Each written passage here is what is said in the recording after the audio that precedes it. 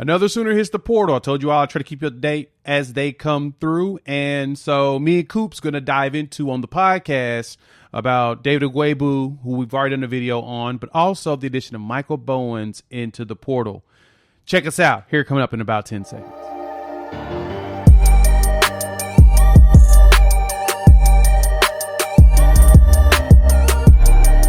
What's good, everybody? It's your boy Jay here with Unfair Sports, where we take a pensive approach to the sports conversation. Thanks for pulling up to the YouTube channel. This video is a portion from our Sooner or Later podcast that you can find wherever podcasts are downloaded and listened to.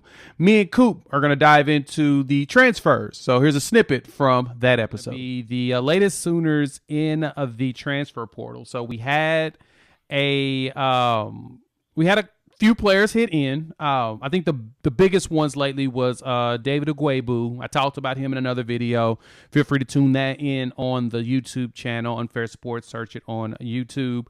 As well as one that kind of shocked me, but it kind of didn't. And so, Coop, I kind of want to get your thoughts around this one. It was Micah Bowens. Micah Bowens has just hit the portal.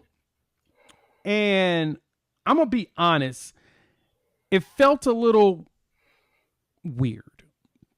And I say that not in a, I guess, condescending way around this, but more of a, like, who's going to pick him up type way. You see what I'm saying? Now, he's a graduate transfer, so he's got his degree, if I'm correct. He'll have his degree here in the spring, and he'll have still 3 years of eligibility because he spent a year at Penn State, 2 years here, and I think he's actually graduated. I think he did say he'll be a graduate transfer. And so because of that, I'm kind of curious to where he's going to actually end up. What's your thoughts on Micah hitting the portal? Like, because the thing with me is he came here under Riley 2 years ago, and he lost out to Ralph Rucker, who's also in the portal, and I don't think he has a home yet. And it's just kind of one of those, I guess he just didn't turn out to be as good as we hoped. I think he was a 4-star coming in too. So, yeah. What's your thoughts on Micah? He's a 3-star. He's a 3-star in his recruiting profile, 24/7. He was a composite 3-star, top 500 player out of Bishop Gorman. I want to go verify that for you all. And, yeah, it just didn't pan out anywhere, Penn State or Oklahoma. What do you think? What do you think was the thought process with that? Okay, so let's go just with him coming in here. He was at Penn State. He came in behind Sean Clifford, who essentially got carried out on the Penn State shoulders in the Rose Bowl this past year. Just for he was one of those Penn State guys, Michigan State guys that start 3 or 4 years. They're never spectacular, but they're just big in certain games. And they elevate Penn State or Michigan State from a 8-4 season to like a 10-2 type of season. And he also had a quarterback by the name of Will Levis out in front of him back in 2020. So then Lincoln brings him over. The immediate comparisons were, he could be the next Kyler Murray, but he never saw the field. He had some play in the spring game, and he killed a couple worms. But here's what I think is, obviously you've got Gabriel coming back, and the argument is Gabriel going to fend off Jackson Arnold? Jackson Arnold is the heir apparent, and so if you're any other quarterback and you've ever had a desire to play at all, you're gonna head out, because that there are a lot of stories out there. Max Duggan, who stuck it out and ended up in the title game. But for every Max Duggan, there's 120 Micah Bowens. I wish the kid luck. He's got some athleticism. Maybe a position change might make sense. If he could I don't know if this is even possible at this point, but if he could somehow end up with somebody who's, again, I'd say like a service academy type of a situation. But obviously he's not going to do a grad transfer to the Army. So we may never see him in a D1 level. But again, he's pretty slight in stature, a little smaller kid. And he's got some athleticism. But again, you've seen two different staffs not give him a real fair look.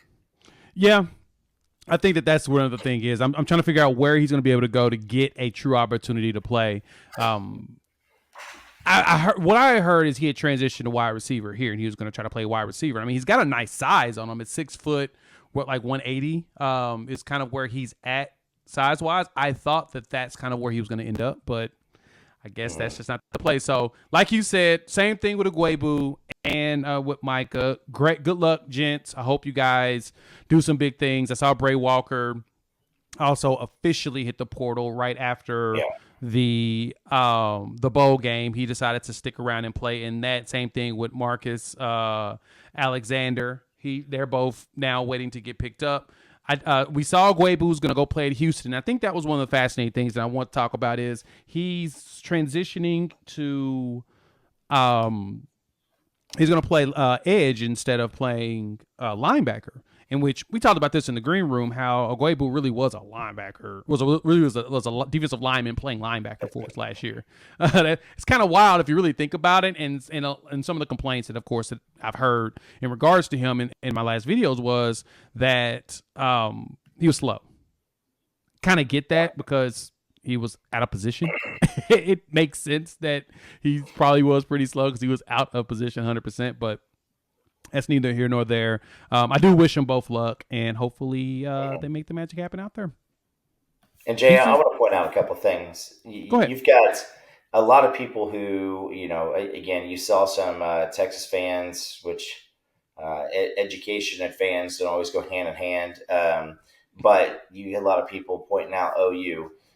You have Nick Evers, which was one of 3 quarterbacks that Wisconsin's bringing in with a brand new regime. So he's got nothing to lose. Theo went to Mizzou.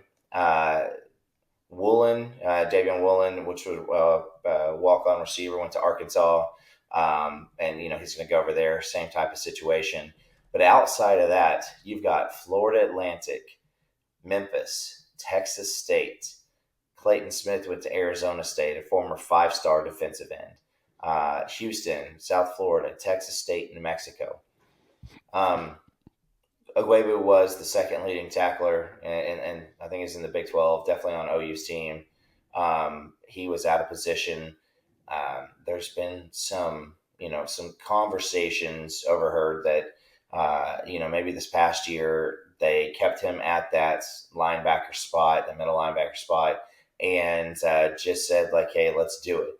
I think that this second year they made a decision that they didn't want to experiment a second straight year, or maybe even a third straight year, and put him back on the defensive line because they like what's going on the defensive line, especially the edge. With guys like Adabari coming in, Trace Ford, the kid out of the ACC, I name for completely just goes past me right now, defensive end.